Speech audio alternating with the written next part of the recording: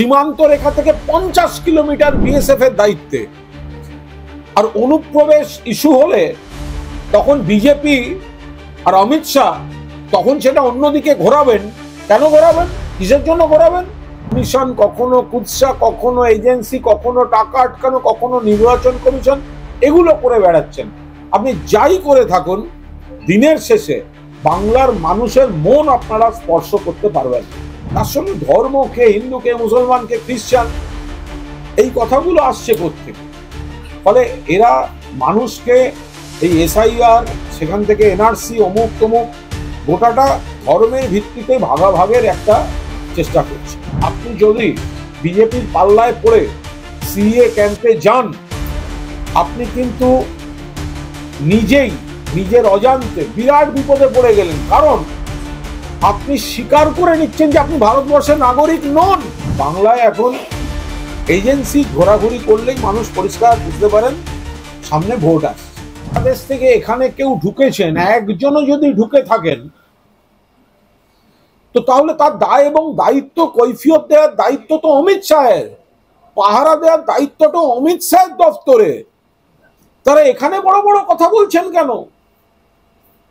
BSF সীমান্ত রক্ষার দায়িত্বে, সীমান্ত রেখা থেকে 50 কিলোমিটার বিএসএফ এর দায়িত্বে। আর অনুপ্রবেশ ইস্যু হলে তখন বিজেপি আর অমিত শাহ তখন সেটা অন্যদিকে ঘোরাবেন। কেন ঘোরাবেন? কিসের জন্য ঘোরাবেন? বাংলায় সুকান্ত মজুমদার জেনে রেখে দিন, তৃণমূলের ভোটার, বাংলার ভোটার, বাংলার বৈধ নাগরিকরা তৃণমূলের ভোটার। আপনারা সবকিছু বদল করতে পারেন। তৃণমূলের জয়, মমতা বন্দ্যোপাধ্যায়ের মুখ্যমন্ত্রিত্ব আর আপনাদের পরাজয়, এই তিনটের কোনো বদল করতে পারবেন না। ডেমোগ্রাফি বদল করার কথা বারবার ওনার মুখে উঠে আসছে। ডেমোগ্রাফি বলতে উনি কি বোঝাতে চাইছেন? ডেমোগ্রাফি বদল করার বলতে আপনি কি বোঝাতে চাইছেন? আমাদের যে পরিস্থিতি, আমাদের যে সামাজিক কাঠামো বাংলায়, তাতে হিন্দু মুসলমান আমরা সবাই যুগ যুগ ধরে একসঙ্গে রয়েছি। যদি ইতিহাস দেখেন তো তাহলে সেগুলো দেখতে পাবেন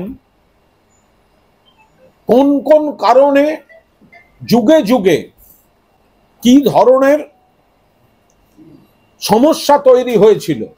সেই সমস্যাগুলোকে মোকাবিলা করে হিন্দু মুসলমান সবাই একসঙ্গে শিল্প, সাহিত্য, সংস্কৃতি, দেশপ্রেম সব মিলিয়ে বাংলায় আছে। এবার যদি অন্য দেশ থেকে কাউকে ঢোকানো আপনার যদি মনে হয় ডেমোগ্রাফি চেঞ্জ, তার রক্ষার দায়িত্ব তো হচ্ছে অমিত শাহের, সীমান্ত রক্ষার দায়িত্ব। আপনি সেটা পশ্চিমবঙ্গ সরকারকে বলছেন কেন? আপনার তো বলা উচিত অমিত শাহর সঙ্গে যখন দেখা করতে যান, যে ছবিগুলো দেন, তো ওখানেই তো অমিত শাহকে বলা উচিত যে আপনি কি মশাই কাজ করছেন সীমান্ত রক্ষী আপনার আন্ডারে, যে অন্য রাজ্য থেকে পশ্চিমবঙ্গেও ঢুকছে, অন্য দেশ থেকে ওপাশে ত্রিপুরায় ঢুকছে, অন্য জায়গায় ঢুকছে। বিষয়টা তো শুধু পশ্চিমবঙ্গে নয়। বাংলার বিজেপি নেতারা অভিযোগ করার সময় মনে রাখুন, রোহিঙ্গা এবং অনুপ্রবেশকারী ত্রিপুরা থেকে ধরা পড়ছে। তাহলে শুধু বাংলাকে আপনি দোষ দিচ্ছেন কেন? আর কাকে দোষ দেবেন? দায়িত্ব আপনাদের, ফেল করছেন আপনারা, আর দোষ দিচ্ছেন রাজ্য সরকার। রাজ্যকেই যদি দোষ দেন তাহলে ত্রিপুরাকে দোষ দিচ্ছেন না কেন? সেখানে আপনাদের সরকার আছে বলে। বলছেন যে হিন্দু শরণার্থীদের নাম তুলতে হবে, কিভাবে তোলা হবে সেটা কমিশনকে ঠিক করে জানাতে হবে। এ বিষয়ে এখনই কোনো মন্তব্য করব না। এটা আমাদের সর্বোচ্চ নেতৃত্ব পুরোটাই খতিয়ে দেখছেন যে যখন যদি অবৈধ অনুপ্রবেশকারী হয়, অবৈধ অনুপ্রবেশকারী, ধর্মের ভিত্তিতে মানুষকে কি করে বাছা যেতে পারে? মানুষ যদি কেউ কোনো কারণে এসে থাকেন অন্যায়ভাবে, অবৈধভাবে, তো তাহলে সেখানে বৈধ না অবৈধ সেইটা বিচার্য হবে। তার সঙ্গে ধর্ম, কে হিন্দু, কে মুসলমান, কে খ্রিস্টান, এই কথাগুলো আসছে কোত্থেকে? ফলে এরা মানুষকে এই এসআইআর, সেখান থেকে এনআরসি, অমুক তমুক, গোটাটা ধর্মের ভিত্তিতে ভাগাভাগের একটা চেষ্টা করছে। এটাও বলছে যে কালকে মুখ্যমন্ত্রী চিঠি দিয়েছেন দীনেশ কুমারকে, শুভেন্দু অধিকারী বলছেন যে নির্বাচন কমিশন তার নিজস্ব সেট আপ তৈরি করুক, নিজস্ব কর্মী দিয়ে এসব করা, মুখ্যমন্ত্রীর কথা গুরুত্ব দেওয়ার দরকার নেই, রাজ্য সরকার থেকে কর্মী নিতে হবে, কোথাও লেখা নেই। অ্যাড করছিনি বলছেন যে জলপাইগুড়ির বিএলও মারা গেছে জয়েন্ট ভিডিওর চাপে এবং 1000 ডেটা এন্ট্রি অপারেটর রাজ্যই দেয়নি, ফিনান্সে ফাইল পড়ে আছে। দেখুন, মানুষ, বাংলার মানুষ পাহাড় থেকে সাগর বিজেপিকে পছন্দ করে না, বিজেপিকে বাংলার শত্রু ভাবে, মানুষের শত্রু ভাবে এবং বিজেপিকে প্রত্যাখ্যান করছে। এই স্পন্দনটা শুভেন্দু অধিকারী এবং বিজেপি নেতৃত্ব বুঝতে পারছেন। সেই কারণে মানুষের মন জয় করা, মানুষের সঙ্গে নিবিড় জনসংযোগ, বাংলার মানুষকে অধিকার দেয়া, বাংলার মানুষের অস্তিত্বকে, ইতিহাসকে, ভূগোলকে স্বীকার করা, তার বদলে তারা সমস্ত কখনো কমিশন, কখনো কুৎসা, কখনো এজেন্সি, কখনো টাকা আটকানো, কখনো নির্বাচন কমিশন, এগুলো করে বেড়াচ্ছেন। আপনি যাই করে থাকুন, দিনের শেষে বাংলার মানুষের মন আপনারা স্পর্শ করতে পারবেন না। উনি আজকে অনেকগুলো ডিএম এর প্রসঙ্গের কথা এনেছেন, কয়েকজনের নামও নিয়েছেন এবং বলেছেন তার কাছে তথ্য রয়েছে যে এই ডিএমরা বিএলওদের কাছ থেকে সরাসরি ওটিপি নিয়েছিল, জানতে চেয়েছিল, এদের বিরুদ্ধে কমিশন ব্যবস্থা নেয়। দেখুন, ওই কমিশনটা তো বিজেপিরই গণসংগঠন, জাতীয় নির্বাচন কমিশন। বিএলএ 2 প্রত্যেকটা বুথে বিজেপি খুঁজে পাচ্ছে না, সেই জন্য সার্কুলার চেঞ্জ করে বললো অন্য পাড়ার ছেলেদেরও রাখা যাবে বা অন্য পাড়ার যে কোনো কাউকে বিএলএ 2 করা যাবে। তো বিজেপির লোক নেই বলে করা হয়েছে। তো শুভেন্দুবাবু, তাদের তো সমর্থনে পুরোদস্তুর নির্বাচন কমিশনের ছায়ায় বিজেপি কাজ করছে, অথবা বিজেপির নির্দেশে নির্বাচন কমিশন কাজ করছে। তো তাদেরকেই আর কিভাবে কাজে লাগানো যায় তার ফর্দ তৈরি করছেন শুভেন্দুবাবু। স্বরূপনগরে দেখা যাচ্ছে যে বিজেপির পঞ্চায়েত সদস্য সুভাষ চন্দ্র মন্ডল, তিনি বাংলাদেশের নাগরিক, বাংলাদেশের ভোটার তালিকায় তার নাম আছে, আর এখানে বিজেপির পঞ্চায়েত সদস্য। আরে বিজেপি তো দ্বিচারিতা করছে। এর আগেও তো দেখা গেছে বিজেপির নির্বাচনে দাঁড়ানো, মানুষের কাছে হাত জোড় করে ভোট চাওয়া, সে দেখা গেছে বাংলাদেশের নাগরিক। এখন আবার দেখা যাচ্ছে পঞ্চায়েত সদস্য বাংলাদেশের নাগরিক। তো ফলে বিজেপি তো দ্বিচারিতা করছে। তো বাংলাদেশে যে নাগরিক, তাকে এখানে সে বিজেপির জনপ্রতিনিধি। তো বিজেপি নেতারা এবার কি বলবেন? তো তাদেরকে আগে ধরে পাঠিয়ে দিন। অন্তঃসত্ত্বা সোনালী বিবি, তাকে, বীরভূমের মেয়ে, তাকে বাংলাদেশের জেলে থাকতে হচ্ছে, বিজেপি নেতারা লাফাচ্ছেন অনুপ্রবেশ পাঠিয়ে দেবো। আর বিজেপিরই লোক, বাংলাদেশের নাগরিক, তারা এখানে সব জনপ্রতিনিধি হয়ে বেড়াচ্ছে। এগুলোকে ধরে বেঁধে আগে তাহলে পাঠাক বিজেপি ওখানে সীমান্তের ওপারে। ভোটের আগে আবার কয়লা বালি নিয়ে আবার কেন্দ্রীয় এজেন্সি আছে রাজ্যের দিকে দিকে রেড করছে, এবং শুভেন্দু অধিকারী বলছে রেড করে কিছু হবে না, ফাইল করে ধরতে হবে। এগুলো কথা হলো? মহা মুশকিল। আরে প্রথম কথা, কোনো এজেন্সি ঘোরাঘুরি করলেই মানুষ বুঝতে পারেন সামনে কোনো ভোট আসছে। বাংলায় এখন এজেন্সি ঘোরাঘুরি করলেই মানুষ পরিষ্কার বুঝতে পারেন সামনে ভোট আসছে। তো এখন বিজেপি অন্য কোনোভাবে পায় না, তাই এই সংগঠন, তাদের শাখা সংগঠন, গণসংগঠন, যেগুলো জাতীয় নির্বাচন কমিশন, সিবিআই, ইডি, এগুলোকে ব্যবহার করছে। এবার অমুক দাবি, অমুককে অমুক করতে হবে, কি মানে মামার বাড়ির আবদার নাকি এগুলো? এগুলো যত বলবে বিজেপি তত জনবিচ্ছিন্ন হবে, তত বেশি করে হারবে।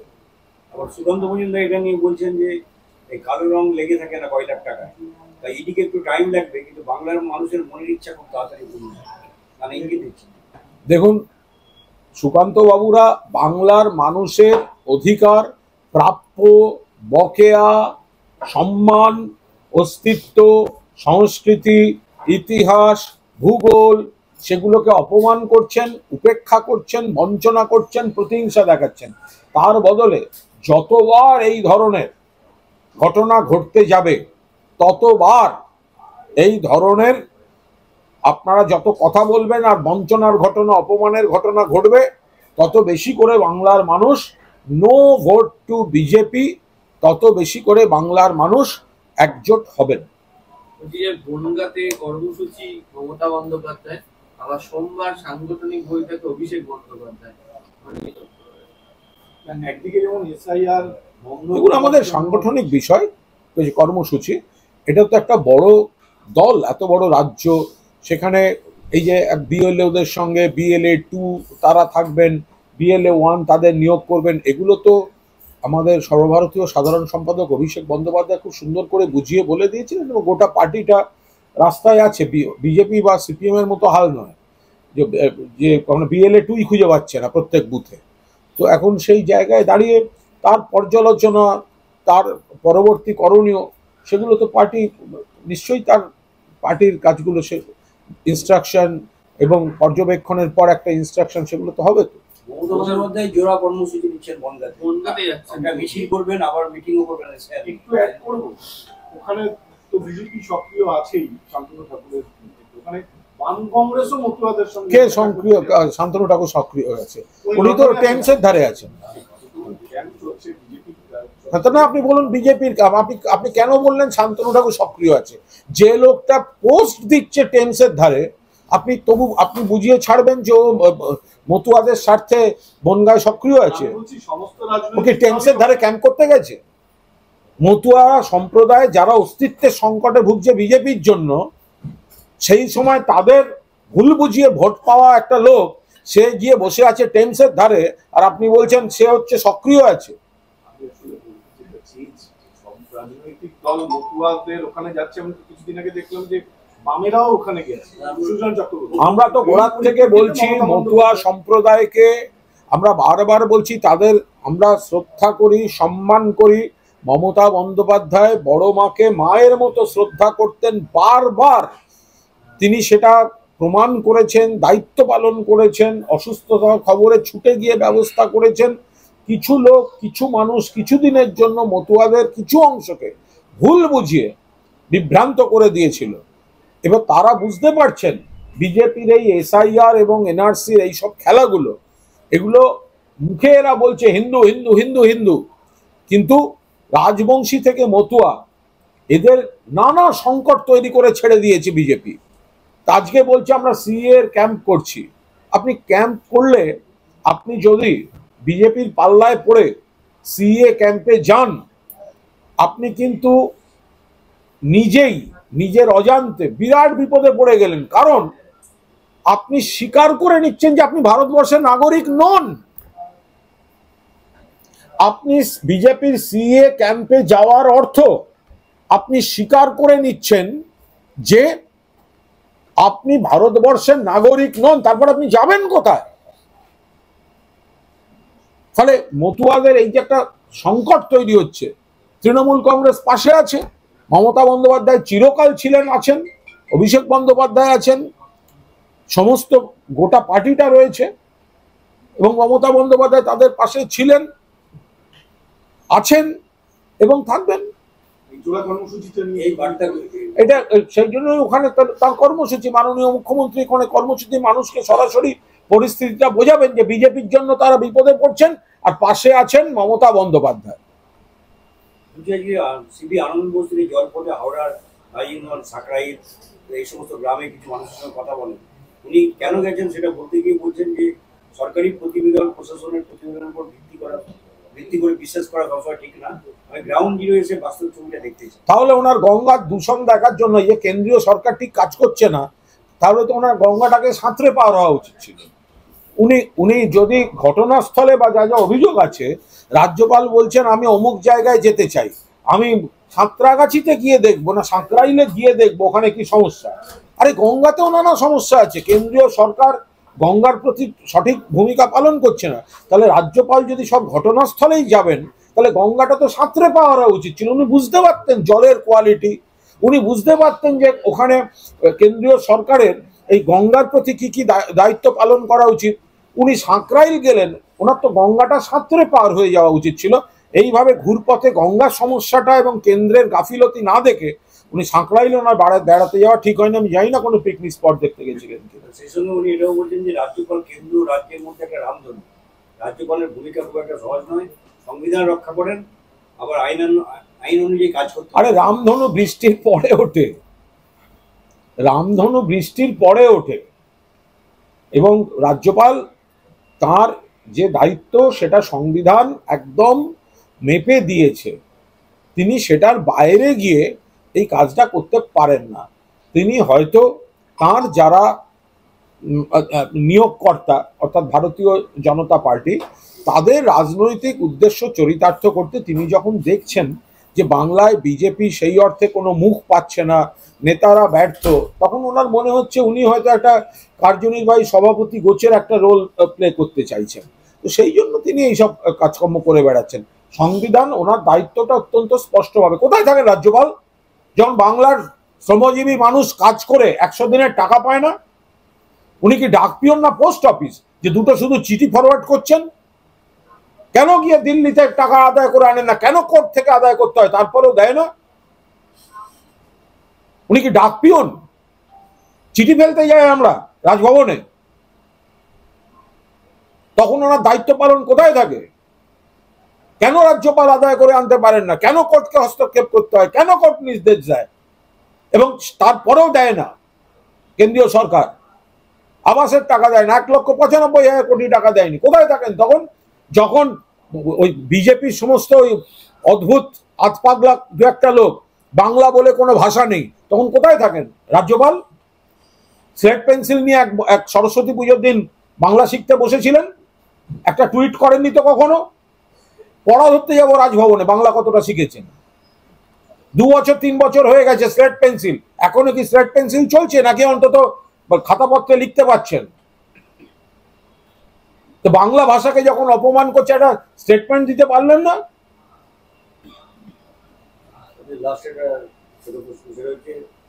আমাদের রাজ্যে বিহারের মুঙ্গের থেকে অস্ত্র ঢুকছে, বহরমপুরে আজকে 100 রাউন্ড কার্তুজ, 16টা ম্যাগাজিন। হ্যাঁ, ঢোকে তো।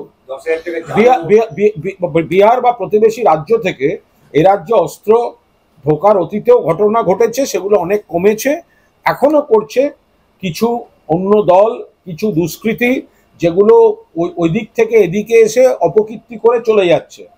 আসানসোলের ওদিকে সোনার দোকানে ডাকাতি হলো, জানা গেল পাশের রাজ্যে কি করে ডাকাতি করতে হয় একটা ওয়ার্কশপ চলছে, তাদের আর্মস দেওয়া হচ্ছে, তারা এসে ডাকাতি করে আবার পালিয়ে যাচ্ছে, কিছু ক্ষেত্রে পুলিশ গিয়ে আবার ধরে আনছে। তো ফলে এগুলো তো ওইসব রাজ্যে যারা রয়েছে তাদেরকেও তো দেখতে হবে এগুলো। লাস্ট সেটা হচ্ছে আজকেও সুকান্ত মজুমদার উত্তরবঙ্গের প্রসঙ্গ টেনেছেন, বলছেন যে রাজ্য সরকার না পারলে কেন্দ্রীয় সরকারের কাজের প্রতি উত্তরবঙ্গে স্পিড ব্রেকার হয়ে দাঁড়াবেন না, উত্তরবঙ্গকে দুর্নীতি ভাব রাজ্য সরকারই বানিয়েছে এবং বিজেপি এবার উত্তরবঙ্গে বিপুল সিট জিতবে। উত্তরবঙ্গ থেকে বিজেপি মুছে যেতে চলেছে। সুকান্ত মজুমদার এই চূড়ান্ত ব্যর্থতার সমস্ত রকম আঁচ পাচ্ছেন। কিছু মানুষকে কিছু দিনের জন্য ভুল বুঝিয়ে বিজেপি বিভ্রান্ত করেছিল। জন বার্লাও যেমন চলে এসছেন, দলে দলে বিজেপির সমর্থকরা চলে আসছেন এবং বিজেপির যারা ভোট দিয়ে ফেলেছিলেন তারাও বিজেপির পাশে আর নেই। তার ট্রেন্ডটা আমরা দেখতে পাচ্ছি শুরু হয়ে গিয়েছে। ফলে উত্তরবঙ্গের মানুষও জানেন যে মমতা বন্দ্যোপাধ্যায় মাননীয় মুখ্যমন্ত্রী বারবার ছুটে যান, সুখে দুঃখে পাশে থাকেন, ঢালাও উন্নয়ন চলছে। ফলে সেই পরিস্থিতিতে পাহাড়, ডুয়ার্স এবং উত্তরবঙ্গের যে সমস্ত কটি জেলা, সেখানে বিজেপি এবার ভরাডুবি হতে চলেছে। দুর্নীতির প্রসঙ্গে উত্তরবঙ্গে অত্যন্ত ভালোভাবে কাজ হচ্ছে। উত্তরবঙ্গে তো বিজেপি নেতাদের মধ্যেই স্বজন পোষণ, দুর্নীতি, গোষ্ঠীবাজির এইসব অভিযোগ। জন বার্লাকে জিজ্ঞাসা করলেই তো বুঝতে পারবেন। যারা বিভিন্ন জায়গায় চা বাগান থেকে শুরু করে বা অন্যান্য জায়গায় বিজেপি সামান্য যে পঞ্চায়েতও দায়িত্বে আসছে, সেখানেও স্বজন পোষণ, দুর্নীতির অভিযোগ উঠে আসছে। মানুষ স্থিতি বিরক্ত হয়ে গিয়েছে। আরো ভালো ভালো খবর দেখতে সাবস্ক্রাইব করুন বাংলা হান্টের ইউটিউব চ্যানেল। বাংলা হান্টের আরো খবর দেখতে নজর রাখুন। বাংলা খবর মানেই বাংলা হান্ট।